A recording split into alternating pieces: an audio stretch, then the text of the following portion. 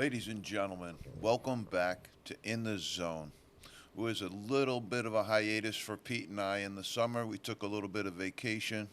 Now we're back, but we've got some huge news on In the Zone today. For just a little bit of time, I let him out of my sight. And Pete goes down to Florida and becomes an engaged man. Yes, sir. And In the Zone today, huge congratulations to Pete. And we're excited. And pending nuptials will be celebrated on In the Zone with due celebratory process. Today we are Thursday, August 10th. We've been on a little bit of hiatus, as we said, so we've got a little bit of stuff to discuss with you. But again, we wanted to start off our show with a feed 'em fish and say, Pete, congratulations. Very excited about your future. And we're very excited that we have become a little bit of a small part of that. Thank you very much. Engagement congratulations out to Pete. And I just am recently back from a nice vacation in Maine that we take every single year. So I wanted to give a quick shout out to my special crew that's up in Maine. We have a great team every single year that we assemble up there. We have great fun. Some lobsters do go missing. But it was really great fun this year, and it's an all-star cast of JJ and Vivelocity, Will, and Sam, and my girls were there as well with myself. And this year we had some old friends from New York and beyond, Pedro Mendez and Phyllis, his lovely wife Phyllis. So we had great fun up there. I want to thank the Jacksons for another lovely summer event at your place, and just really had another great week enjoying myself in Maine. Maine's an awesome place to visit. Really great place. The lobster obviously is terrific, but it's just a really cool state, and the ocean is terrific up there. It's very cold. The water's a little difficult to get used to, but once you get into it and get used to it, it's really clear and very cool. So we just wanted to start off with that for our main crew, to say thank you and to say what an enjoyable time that we did have up there. So we want to just jump right in now to the latest news that's popping on the NBA circuit, and to some of the other news that's above and beyond the rim, as we say. But right now, I think the best place to start off would be, I'd like to jump in just to say LeBron James's son has been released from the hospital, is reportedly doing much better, and is going to recover nicely. His basketball future, obviously, somewhat in doubt, but really excited that the young man is alive and healthy, and going to be able to do great things in the future. I worry about all the after effects of COVID. Like, we don't know the long-term effects of what this brand new virus in the human genome is going to do. And there's a lot of athletes, younger athletes, that have had a lot of problems with this one. Yeah, it seems a lot of cardiac issues. There's been a rash of it, and I think that might be time for the NCAA and some of the organizations to step in, maybe possibly with a little more rigorous testing. But I'm sure that's going to be difficult to come across with some of the constraints that would rise against some of that. Yep. But let's just get right into Jaylen Brown. Also, Hubie Brown. I did want to touch on that a little bit. Hubie Brown, 89 years old, just re-signed with ESPN to do another year of NBA coverage. And that's awesome. That's just awesome. 89 years old. Why would he stop? Why would he stop? I saw some comments on the internet, oh my God, he's 89 years old. He should do it. He's having an awesome time, and he's doing a great job. So I think if you can continue to do that, why stop? Why stop? So I congratulate Coach Brown on his longevity, but also on his ability to stick to it and stay with something that he loves, and see it all the way through. I think that's rare. I think that's awesome. And we wanted to jump in on Jaylen Brown's contract a little bit, Pete. We did a $304 million, something about that, $304 million over a very short period of time. It seems like for me, the range of the contract is somewhere in the range of $50 million per year. It's a super max contract, as they allude to in the NBA, which means the NBA team could sign their own free agent for whatever they really wanted to. Whatever he could have gotten on the market probably couldn't have been as good as what the Celtics are able to pay him. What I do think is that there will be obviously ramifications and consequences of signing that contract. Something I did find a little bit funny was that in the contract as well, for a signing bonus to re-sign with the team that you just played for, they're going to give him $20 million to re-sign on that contract. So I thought that was hilarious personally. $20 million to have a signing bonus for a team that you just played for. And then an additional $300 million in addition to that. So the NBA is throwing around a lot of money right now. Some of the contracts, what happens with the contract of significance of that is somebody now is going to go. I don't know who it is just yet, but somebody's going to go. Is it Malcolm Brogdon? I don't know. Is it White? You know, the off guard. I don't know, but somebody's going to go because they won't be able to afford to pay those players the market or close to what they probably could get out on the market because they've now overextended themselves with this contract. I think just on the sheer money alone, it's quite a bit. It also sets precedent for Jason Tatum, who will be up with a contract, you know, very soon. But it also kind of puts the wave around the league. You know, that's the new number. You know, that's the new number for players that, again, if I did a top 25 in the league right now, I don't know that I'd have Jaylen Brown in the top 25 in the league right now. Yeah, I think we've talked about that several times in the past. I don't know. You know, he's certainly in the top 50, you know, I would say, but is $300 million a lot for a guy who's the 35th best player in the league? You know, so some of that's gonna make something. I understand the Celtics wanted to keep him. They wanted to keep together what they had working, and I do think that the addition of Porzingis is going to be big for them. I think that's really going to help them. Provides a little bit of cover for Jason Tatum out on the wing. I just think right now they have an awful lot of money invested in the middle of their lineup. They don't have a lot of good guard play, in my opinion. They don't have a lot of good point guard play, and I don't think that. I think their inside people are extraordinary on the defensive end. I think that they struggle a little bit offensively, and that places more pressure on Tatum, on Brown, and now on Porzingis. But I think Porzingis might be able to alleviate some of that. So I think that will bear out over time. But I think the Porzingis trade was a pretty good trade for them. Brad Stevens as a coach, you know, obviously liked him a lot. General manager, I think it's a mixed bag on him. I think it's a little bit of a mixed bag. Danny Ainge was a little bit more, I want to say, aggressive, you know, in trying to form things and shape things. But we'll see. We'll see what happens with that. You know, does Brogdon go? That's what, you know, there's also a report, there has been a report out of Europe that Porzingis got hurt in some of the international stuff that's been going on. Now, the Latvian team that he plays for has issued a statement today saying that's not true. He's not hurt. But I think you might want to wait for that whole thing to shake out and see where that's all at right now. A lot of this international play is going on right now. A lot of FIBA basketball is going on right now. And some of these young men, I'm surprised, honestly, that the NBA has their, you know, players participate in that to the level that they do. You know, if you're an international player, you can go home and play for your own team. If you're a player that's in the States, you know, that has international ties, you can go home and play there as well, too. So I think that's interesting to see. I'll see what happens. You know, the report is that he's not injured. There's report is that he is injured. So let's see how that all balances out and we go. The other piece I wanted to jump into today, Pete, and we're moving along here really, really quickly, is what happened at ESPN. What do you mean? With the layoffs that they just ensued having. I mean, they just walked in and had an absolute massacre. This isn't the first time that's happened at ESPN, though. They've cleaned house a couple of times now. It's not. But the reasons for this are different, I think, maybe now. You know, what do you see as the difference right now? Right now the economy's horrible, right?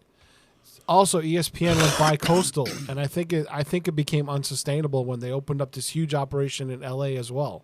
So not only being in Bristol, they're in LA. Plus, their parent company Disney is losing a lot of money. Disney's talking. I've heard rumors on the business channels that Disney's talking about blowing out ABC and ESPN and selling those assets off completely. So there's a lot of corporate stuff at work. Disney's lost a lot of money in the past 5 years, and ESPN is losing its audience because there's so many other places you can get sports now. I talked, I think, a little bit about this last time, where ESPN has always made its bones as a college basketball operation.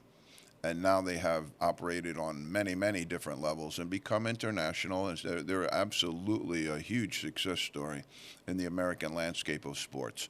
You can't write a story of the United States history of sports since 1970 on without the inclusion of ESPN in that story. They have been absolutely mammoth on the sports scene.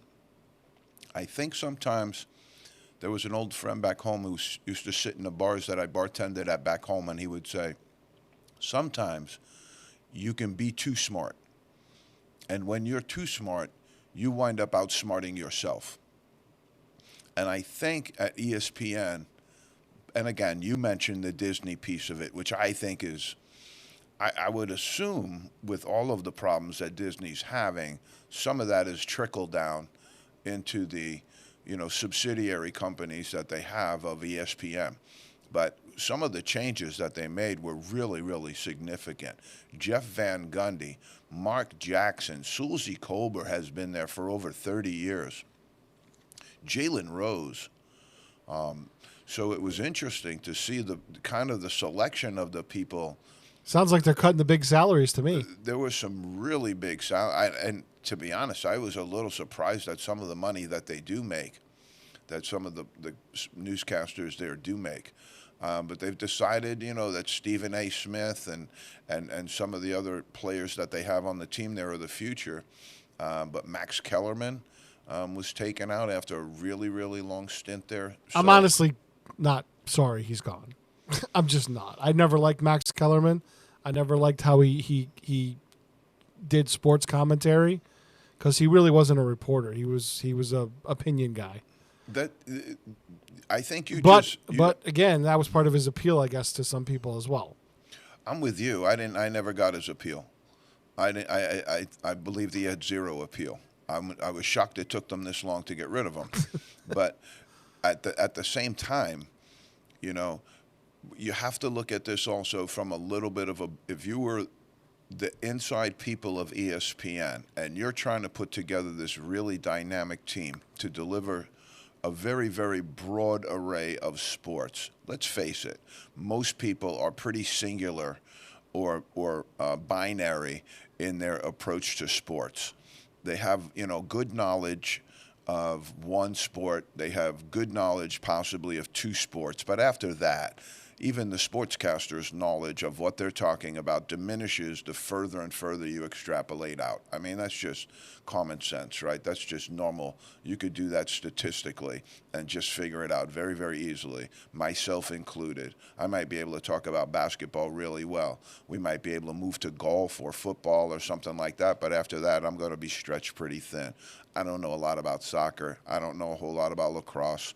I don't know a whole lot about a lot of the things that ESPN's trying to cover. So that's the picture, right? The picture's very broad and very big. And when you look at, let's take Max Kellerman and then let's take Jalen Rose. Jalen Rose, even let's throw in Kenrick Perkins. Jalen Rose, Kenrick Perkins, J.J. Redick are all people that have a very, very strong and steeped basketball background. They played the game since they're 9, 10 years old. They went to high school and played on their high school team, went to college on scholarship and played at the highest level of college basketball, then went on and had pro careers as well. And so now you're looking at a person like Kellerman, who is now probably well-trained, journalism school, probably one of the top journalism schools in the country. But I doubt anybody thinks Max Kellerman ever wound up on a baseball, softball, or any field like that.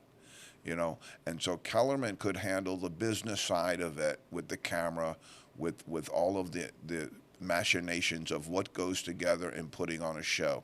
I mean, I've learned so much just in this show that you and I do, and picked up so many nuances and so many things that I'm sure Kellerman and some of the other people have come into this with and have a better understanding of, but they don't have a grasp of the material that they're talking about.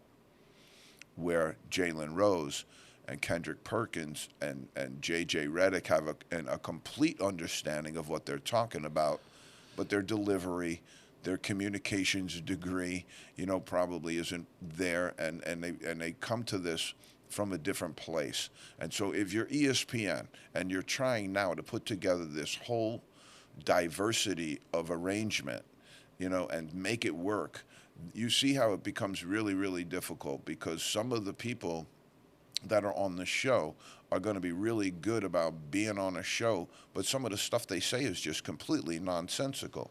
And people that are watching the show know the sport well. They have their binary equation as well, too. They have that one or two sports that they really, really love. And the others, they follow a less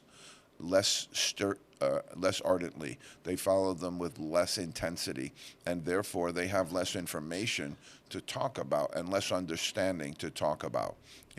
I think as you start to look at the broad array of sports that they cover, I thought that became a little problematic for them as well. They tried to be everything to everybody, and that's difficult. But that's the media side of the house. Like, I've seen people Right. in the radio business years ago, really good at what they do, top tier talent in the local markets.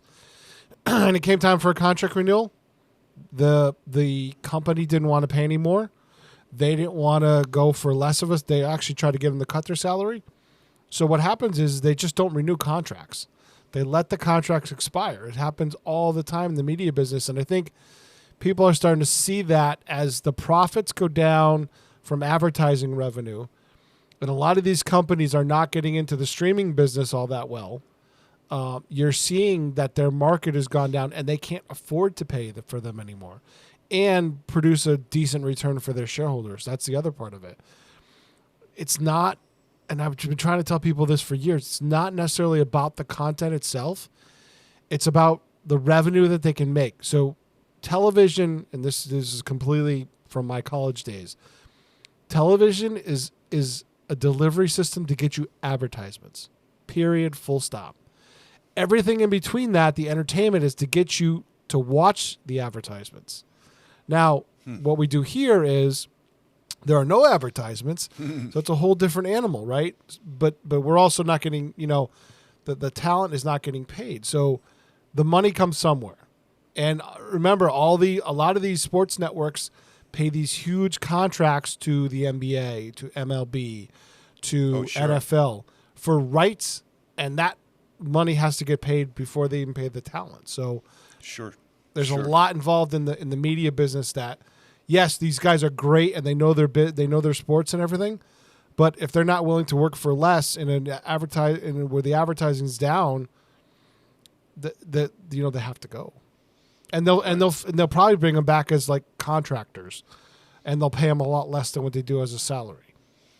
We talked about this on a show previous to this. I think it's also what happens when television executives become bad for your sports program. And they're 100% right in their approach as well too, because they understand their market, they understand their audience, what their audience is looking for. So if you look at Notre Dame's football program, you'll see a really, really good instance of that, where Notre Dame in their first 5 games, their coach, they have a guaranteed contract for their television rights and all that other stuff. And so their coach wants to play Appalachian State, and he wants to play Navy and Army and all of these games that Notre Dame most likely wins. But what happens is if Notre Dame really, really plays well against a team like that, it's going to be 52-7.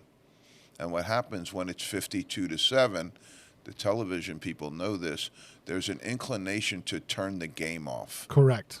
If the game isn't competitive, there's an inclination to turn it off. When people turn it off, TV executives lose their job. So now you have that rub between the two.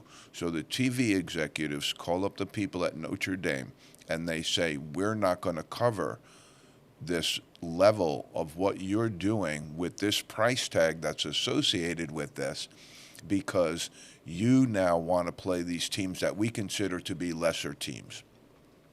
Right? So Well, now, they're not a good draw. and you're going to get Notre Dame has a tremendous loyalty, a tremendous following, and a tremendous audience. The question is, are you going to be able to get those people to watch? Those people are going to watch the game no matter what. Right. Is the average fan now going to tune in? Because I watched a lot of Notre Dame games when I was a kid. I used to love to watch Notre Dame football every Saturday. Yep. Now, I don't do it as much, but I still like to do it from time to time because it's Notre Dame and it's special to me for some reason. But the thing is now you have the TV executives come in and they go, okay, they don't have a conference at the moment, and so in your first 5 games, instead of Appalachian State, Army, Navy, we're going to put in Michigan, Michigan State, Ohio State, USC, and Alabama.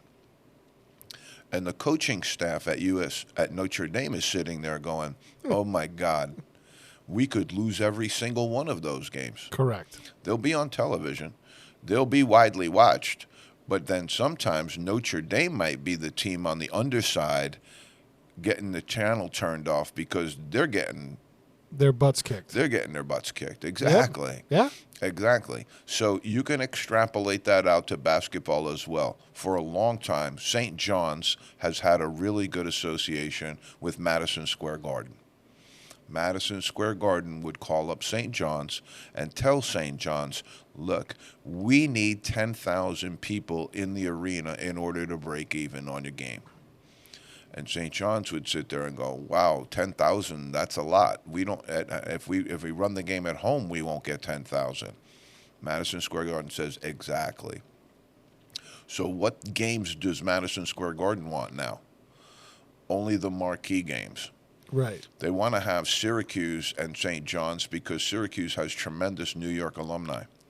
But they don't get that game anymore because now that game is an ACC game, and they'd have to schedule it non-conference. Neither school really seems excited and willing to do that. And would Notre Dame or would Madison Square Garden pick up that game in the Garden? Most likely they do. But again, now you're looking at, can they play Georgetown in the Garden and sell it out? Maybe. UConn? Maybe. But a lot of the teams that are in their league right now would be zero interest of getting 10,000 people into the stands. Yep. No, St. John's and Providence does not get you 10,000 seats. And it's also not going to pull the number on TV either. No, it's not. And they're contracted to play the game anyway on TV, so it does. That's where they kind of, no matter what, they have the league signed up, so they're going to get some of those games that aren't great. If they were better about their understanding of basketball, they'd have better games on. And if they were better of their understanding of people just in general in the basketball world, I think that they would regionalize their broadcasting a whole lot more than they do. Let me give you an example of what I mean by that. I like watching basketball late at night. I love being able to watch a West Coast game. USC and UCLA comes on at 11 o'clock. I'm excited about that. Most people on the East Coast are already asleep by then. But what you want to see is, so what happens is you take in these different leagues, and so now you're watching a game that has very, very little interest to the people of where you live. Let me give you an example. You're going to put on Eastern Michigan against Michigan. Out there, in a big Midwest game, and the people out there love the game, and it's a non-conference game for Michigan, so Eastern Michigan gets to go in and play them. Great game for them as well, but nobody on the East Coast cares about that game. Right. But on the East Coast, you have a game that's probably not as big a marquee game as that, but if you played the game, you'd get more people out here to watch it. So if you put Boston College and Fairfield on the television out here, it will outdraw that game, despite the fact you have Michigan on the game.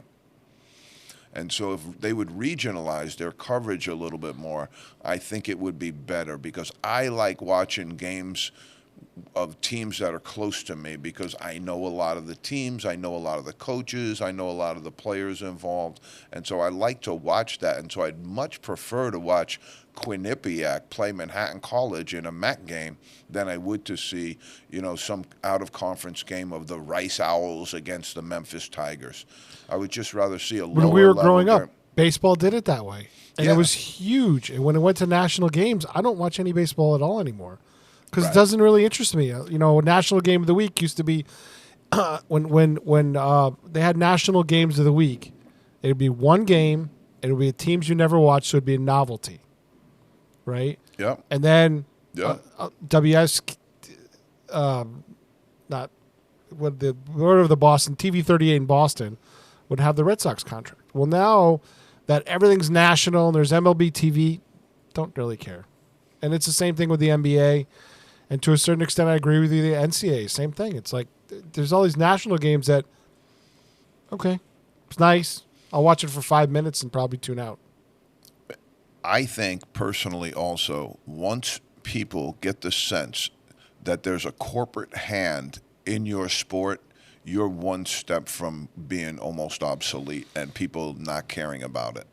Let me give you an idea of what I'm talking about. Okay. In basketball, they put in the Jordan rules. Michael Jordan went down the lane. If anybody sneezed on him, the referees were told to call foul. Now you watch LeBron James, he calls his own fouls, basically. He tells the ref to blow the whistle because he got hit. Half the time he hasn't even been touched. There's no contact on the foul, but you can see numerous clips of him turning to the ref and complaining about the call, and because of the star that he is, now all of a sudden you're going to get that call. Okay? Once people start to feel like it's not a completely honest game, then they're going to turn away. Yep. And that's the biggest problem that these major sports networks have. You have baseball. Let's take baseball, for example, long time ago. Now it seems like forever. But there was a lot of talk that the baseball was juiced. There was no doubt that the players were juiced. And then it became the strike zone got juiced down to about a 4-by-4-inch radius around the catcher's glove, and you had to dial that ball right down there. And that's why there's only a real handful of great pitchers right now, and you have a lot of the guys that are big sluggers and hitting the ball because the corporate people thought that that's what people wanted to see. Yep. But the old school baseball people want to see a 2-1 game. The old school football people want to see the running back touch the ball 30 times a game, see good intricate blocking, and see the good stuff that occurs up front with the offensive and defensive lines. Those are the intricacies that people know about in sports, and that's why they go watch the sport. Once they feel that the velvet hand comes in, that's when people start to lose interest. When you look at the NBA draft, you look at how some of these young men were dressed, and they were dressed in the same colors of the teams that were drafting them by surprise that night. And it loses a little bit of its surprise. It loses a little bit of its ingenuity. It loses a little bit of its originality. It loses a little bit of everything. And now you have, in the NCAA basketball, you can go into there and see their weapons of mass destruction. They're using the portal. They're using the NIL. They're having massive college realignment right now where teams are going from one conference to the next over this conference. There was some talk. I wanted to just kind of, I don't know that this is true or not, but there was some talk that UConn was talking about trying to get into another conference outside of the Big East. And I know there's a lot of jumping around. And if you're a conference commissioner right now, I don't think that's the best job to have right now in the sports world right now, because everybody's looking to pull teams out of your league. Everybody's looking to form these power conferences. And if you're a conference commissioner at some of these conferences where they're just poaching 2 and 3 teams out of your league. And if you don't have a really good TV deal, That, you know what I mean? well, it's going to affect your deal. They're going to get a great deal because they have all the teams, and you're going to get a lousy deal because you don't have all the teams anymore, and you don't even have the teams you were supposed to have. So let's talk about some of the craziness that's going on with that conference realignment right now. You have Cal and Stanford, because of some of the stuff that's been happening in their own conference. They got blown up because some of the teams that were in their conference are now looking to go and are leaving. Now they're sitting there going, well, what are we going to stay for?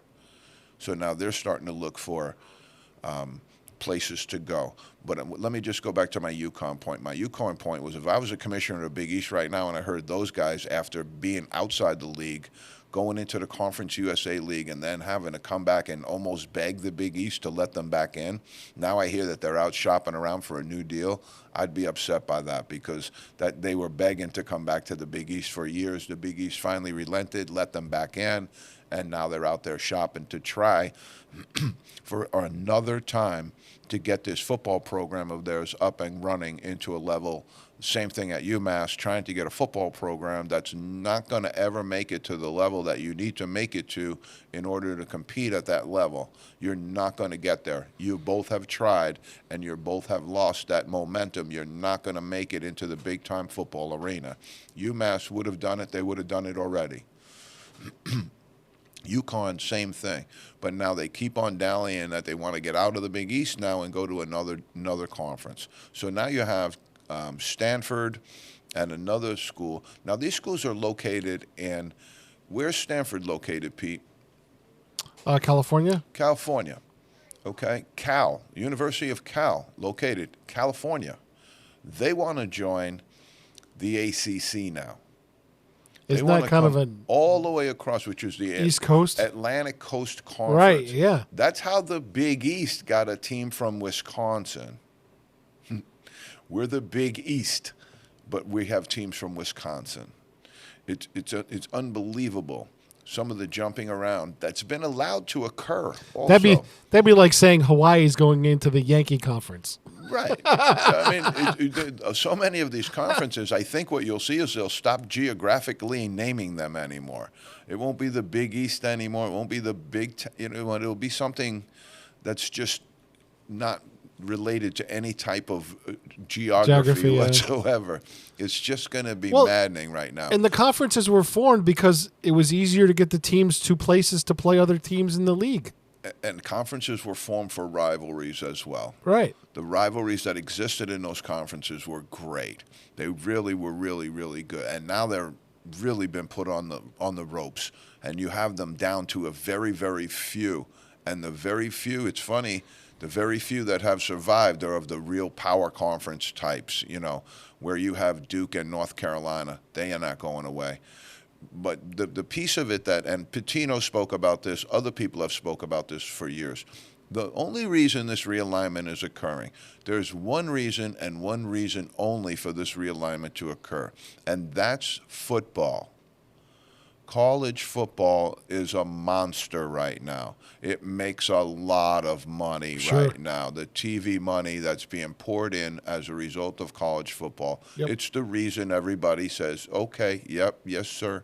And that's where we're at right now with this college football scenario. Rick Pitino alluded to it a little bit. I think some other people have talked about it eloquently, is it might be time to break away. Let football break away and do their own thing, to be completely void of conferences and be void of whatever they want to do. Line up their best 68 teams or whoever they got, and that's the Football Conference of America, whatever you want to call it, but get them out of the NCAA, because here's what happens. Let's say Cal goes into the ACC, or you just had it recently when UConn was in Conference USA. UConn's men's basketball team goes to play Rice in Houston. Okay? Nobody cares. Right. Nobody cares. Yep. Now, what also occurs, though, is you also have to take your field hockey team to play Rice as well. You have to take your men's soccer team to play Rice as well. Now, I know I'm being awful Pollyannic about this, but that does increase the amount of missed class time. that does increase the amount of travel, the amount of Increase the cost. forget the amount of cost. The cost is extraordinary, but also people are talking about mental health with these young people. That's not helping their mental health as well. Being dragged around to places where you're not sleeping well, you're not in a home environment, and you're constantly going from airport to airport and in buses and in constant travel mode. That can't be healthy, and it's certainly not good for you as a student. I don't even think it's good for you as an athlete, but they're making money off of it, and they're going to keep doing it until it stops, and it will. I don't know what will stop it. So you have a lot of money being thrown around right now. And that's probably why these conference deals really do pack a substantial amount of money. And then you sit there and you say, well, if you're Northwestern and you've been in the Big Ten, you've been catfishing for years. And what I mean by that is it's athletic catfishing. Ohio State and Michigan are the big dogs in that league for football, have been for years. You have Michigan State's been very good in football, and they're really good in basketball now. So you have some teams that are in that conference that are unbelievable nationally as far as what they do. And what happens is you have a profit-sharing arrangement within these leagues. And so when one team goes to the last game of the year and gets paid significant amount of money for their accomplishments, when they go to the final football game of the year, the college football game of the year, Ohio State was in there a couple of years ago, I believe. That's a significant amount of money that goes into the school as a result of that. The school then profit shares with the rest of the conference teams. The school then splits that money up. So Northwestern sits in the Big Ten and just says, let that money fall down, because we don't mind being at the bottom, because the bottom gets fed too. Right. So as long as it's going to keep filtering through the tank and everybody has a chance to eat, we don't mind living at the bottom because we're going to get a chance to eat.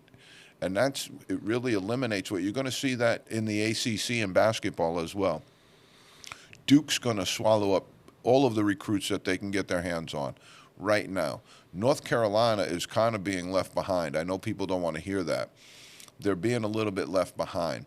But then you're going to watch what happens with some of these other schools, such as Syracuse, NC State, Virginia Tech. Some of the schools that have been in there for basketball, they have decent football teams, but not great. They're going to start to consume the bottom half of what I'm going to call the great ACC schism, because teams like Miami and very, very other few teams in that conference are going to be able to maintain at that level that some of the other schools are maintaining at. There's a group of schools in there, Wake Forest and some of these other schools, that have never been able to maintain at that level, for the very, very few rare exceptions, such as Wake Forest with Tim Duncan, or some other exceptions to that rule. But for the most part, when you look back historically, you're looking at a Duke and North Carolina run conference. But as Duke gets better, and as North Carolina does everything they can to try and keep up with that, you're going to see that league start to split. You're going to see that league come apart at the seams, because there's going to be all sorts of teams that have really, really outstanding teams, and then there's going to be a bunch of teams at the bottom of the league, the Clemsons, the Wake Forest, that are going to struggle every single year to get the same players that those guys are getting. Duke essentially is going to have 5 players. If things continue the way they go, Duke could essentially have 5 players that are better than anybody else has in the league. I'm going to say that again. Wow. Duke could essentially get 5 players. Their starting 5 could be better than anybody else's players in the entire league. They're pretty close to that right now. So when you sit here and say, what does the landscape look like? And when you look at the landscape of what it looks like for mid-majors as well, we've talked about this on the show quite a bit. Mid-majors, look at some of the schedules that some of the mid-majors are taking on. They're getting the message. They used to play some guarantee games. They used to do this. They used to do that. I've looked at some of the schedules of some of these mid-major teams right now, and they are absolutely having a cannoli fest down there. They are absolutely putting cupcake after cupcake after cupcake on the table. I don't know that some of them at the mid-major level might not be paying guarantee games right now. because they're in a situation where they're just eating up home games and home games and home games. That's what the mid-majors used to do and the high majors used to do. Now it's just unbelievable. And the television people want to see the high majors go at each other, because now you got the best player in the country at Duke and you got the second best player in the country at Kansas. And they want to see that game. And so now the high majors are going to have to kind of carnivore themselves a little bit. The mid-majors are really, really in trouble, in my opinion. I think they're going to have a difficult time. And then when it comes down to lower level, you're looking at Division I. The line between the lower levels of each level is very, very thin. For example, the difference between LIU Brooklyn and, let's say, Franklin Pierce, who's a really good Division II team, that line's really, really thin. That line is really, really thin because at that lower level of Division I, a lot of those schools operate. There are some Division III operations that have better setups than some of the lower level Division I schools do. Yeah. You're looking at some of the lower level Division I schools right now that have some real questions to face here in the near future. I asked a friend in the business when St. Francis of New York, who was a Division I school in Brooklyn for many, many years, just recently took all of their sports and folded them up, and that's it. The end of last season was the end of their last season. Completely, really? Completely. Wow. They took all of their sports and took them out, and completely took them out, because at that low-level Division I, the expenditure is pretty high, but they don't get that great conference money that these big conferences are getting. So in essence, a lot of those teams could be losing money. We have a basketball program where one of the reasons they run it is because they help fund other parts of the athletic program. Same thing in football. Penn State's football team makes $50 million. That gets spread out through the other sports that they have there. Sure.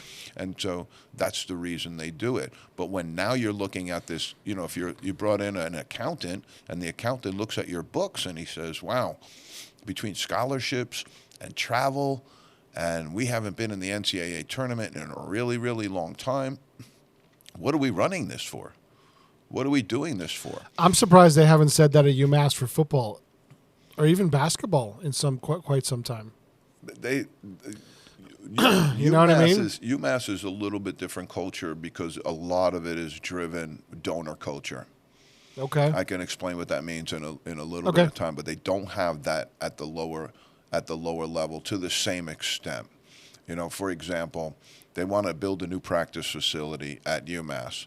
They have the Kennedy Center now, I believe they call it. That's beautiful. Men and women's basketball team both practice over there.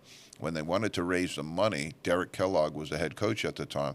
Derek went out and raised a significant amount of money to get the project started. Okay. So now you have one or two donors that are coming in and putting a significant amount of money into the project. And so now the donors become significantly involved in a little bit more than everything you're doing. So compare that to a smaller school like Holy Cross, which would never be Division I, but let's say they're a lower Division I school.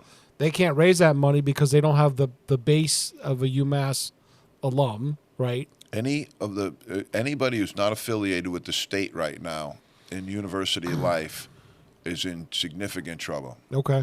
Bake sales. That's what they're doing. Bake sales. They have donor fatigue out the window.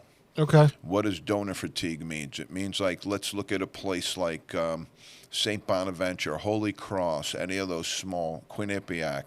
They have Murray Lender, who's the bagel guy, at Quinnipiac, who did a lot of building with them. Mm-hmm. But when you go to these people time and time and time again, even rich people, run out of money. They could eventually say no, yeah. Sure.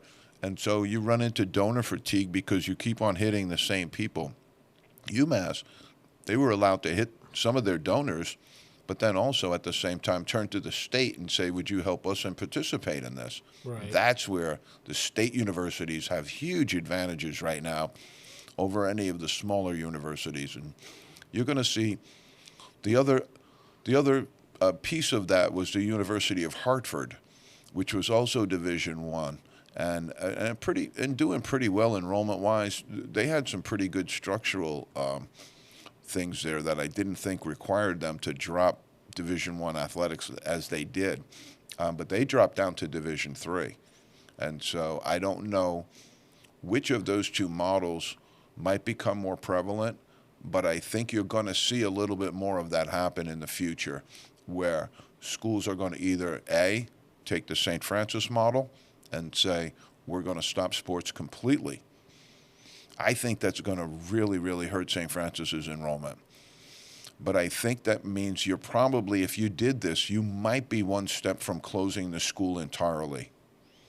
Wow. And so I would say, by my guesstimate, you're going to lose 10% of the universities and colleges in the country will be under significant financial duress as we move forward into the next 5 years.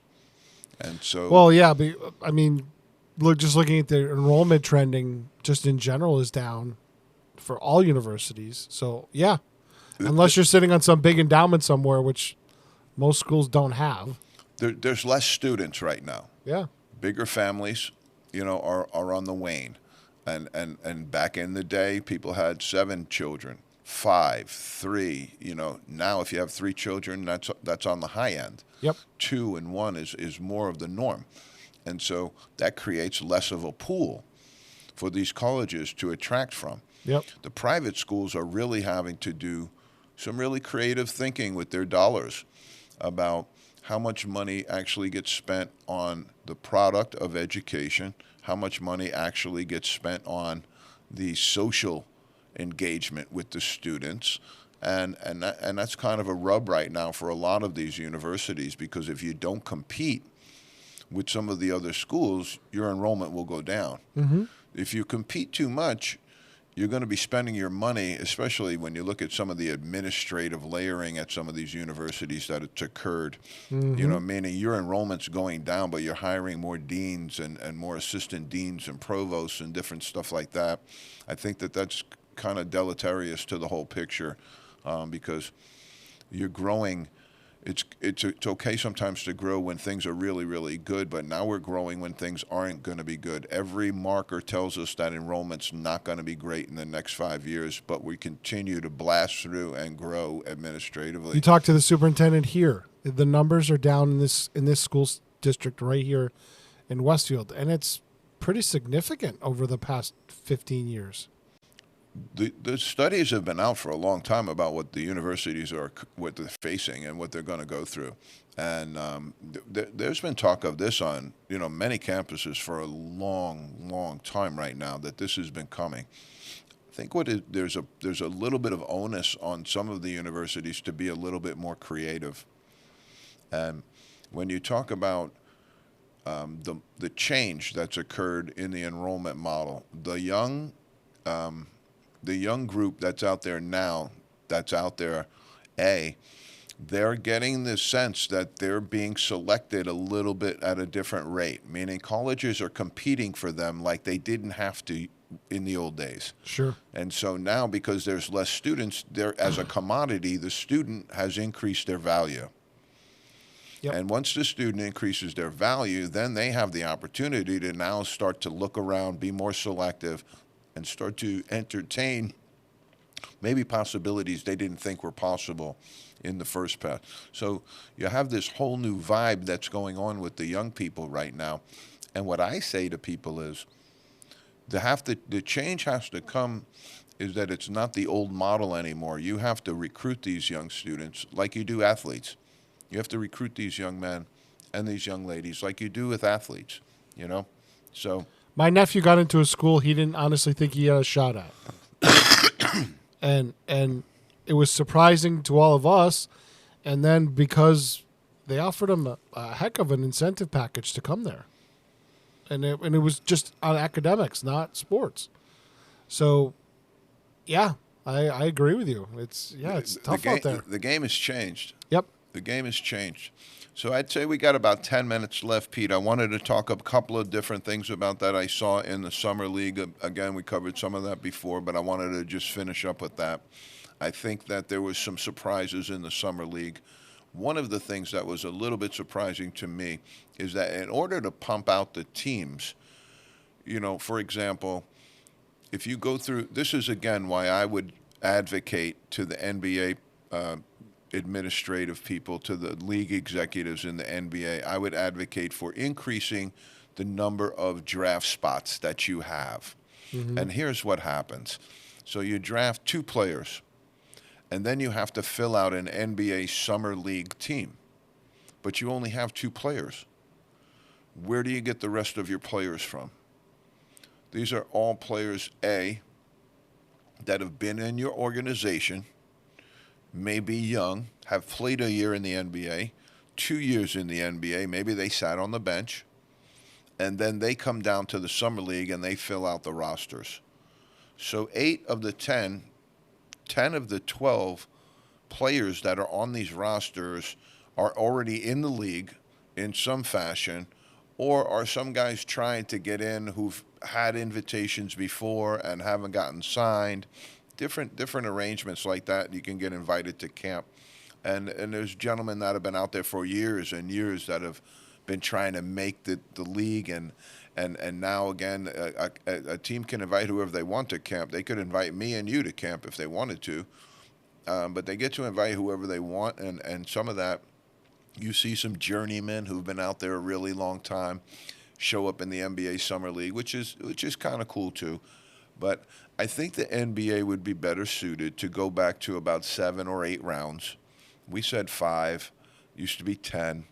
But go into 6, 7, 8 rounds, draft a bunch of players, let it go, and then all of those players get to come and compete against each other. But it doesn't do a whole lot of good to watch Jabari Smith come down and score 35 points a game because he was the high draft pick from the years past, and he's in the league now, and he's done pretty well in the league. But then he comes down and he plays with his summer league team, and he's dominating for sure. But it takes away time, takes away minutes, it takes away shots, it takes away exposure from the young players, and I'd just like to see them go to a bit of a higher level draft, a couple of more rounds in the draft, and then let a lot of the college players come into the combine and really, really show what they can do. And that way you have the ability to have teams really, really look at who they want to invite, competing against each other. It would allow you to stretch it out a little bit more. I like the fact they had a bunch of games this year before, 4 games. I could see it where you might go through it in tiers, where you would have 4 games for the guys who were drafted in the first round. The second round guys might want to stick around for 6 games. And then you might have 10 games total for some of the players that were drafted much, much later, or players who weren't drafted at all. Need development That teams want to bring in and take a look at and Yeah. see what they look like. And that's where I think there would be some level to growing it a little bit. I think there'd be some other summer basketball opportunities for ESPN there too, because I think if ESPN got a little bit into the summertime basketball, they'd be much better suited, because there's some great college basketball that goes on out there in the summer. Teams are taking trips. You have AAU basketball that's really, really exciting. I was surprised that they haven't picked up much more on that, but I think AAU basketball is very, very exciting in the summer. You see the new stars start to emerge, see the young players competing against some of the older players that are very talented. So it's really, really exciting. I talked a little bit about Cooper Flagg this year out of the state of Maine, really being a great, great player for the future. He's in the 25 class. He may reclassify down to the class of 24, but he's a super player. They got some other really great young players coming up, and that's the exciting kind of circle of life of basketball, is that some players are going out in the NBA and they're retiring, and then there's new draft picks coming in, and there's a class of seniors going out in college basketball, and there's a whole new group of freshmen that are eager and ready to come in and make their mark coming in. And you have a group of high school seniors and juniors that are down there looking to get a coach's attention, and it's the whole circle of basketball life, and it's really, really unbelievable.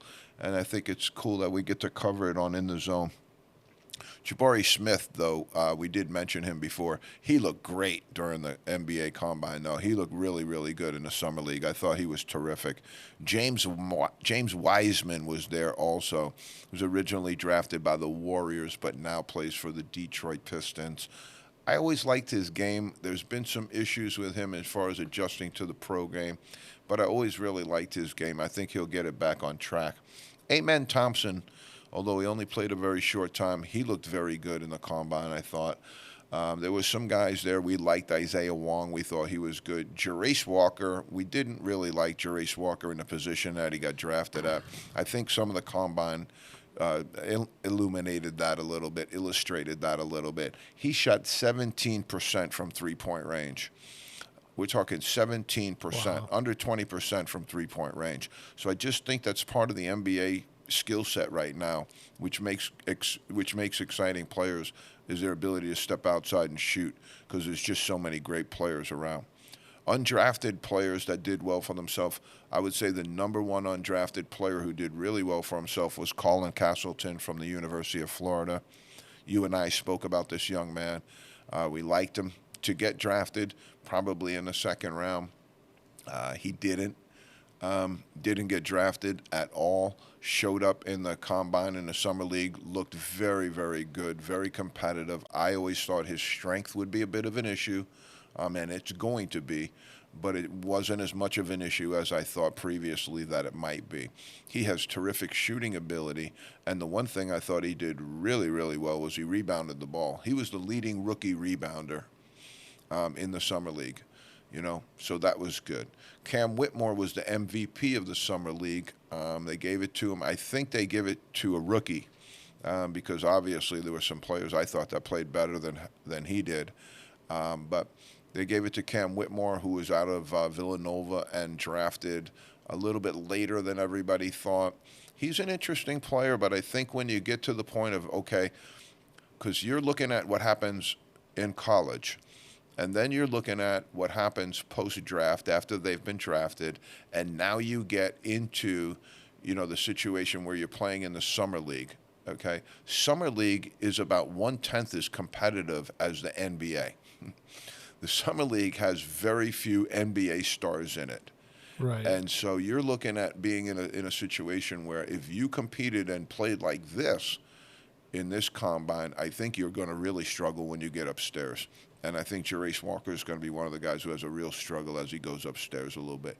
Grady Dick scored the ball pretty well, but I'm not sold on him for Toronto. I thought he did okay in the combine. I'm just not a big fan of his, and I don't think he did great. I thought Amen and Ausar Thompson handled themselves well. Amen did very, very well.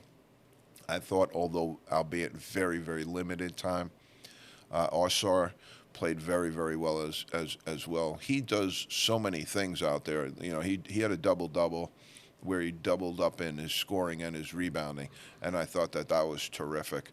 But the guy I thought who stole the whole summer league was the guy you and I were really high on. Couldn't believe he got drafted as late as he did, but Kobe Brown absolutely Yep. stole the summer league, and he was drafted at the very, very last pick of the summer league. So it was great to get away, Pete, but wow, exciting to be back again. I think We this didn't is even the touch on the fastest- Hall of Fame. Didn't even touch on any of that We'll have to stuff. talk about that next week. We'll get back to that next week, and really, really excited to be back. I wanted to thank everybody for their great comments that they sent us, and now we're excited to be back as we kick off now going in through. We're going to close out August here, and we're going to be, getting some different information that comes back and forth. But as soon as September starts, a lot of these teams are going to start to practice. The season's going to be in full swing, and this thing's going to get hot right around October. So get in the zone right now as a stock, okay? Buy it right now because as we alluded to, ESPN and some of the other big flagships are having a little bit of problems with their information. They're having a little bit of problems getting all that across and the delivery of that. Right here in the zone, we're in sync. We'll say hello to everybody out there and hope you have a great week, and we'll be back next week. Thank you very much, and have a great, great week.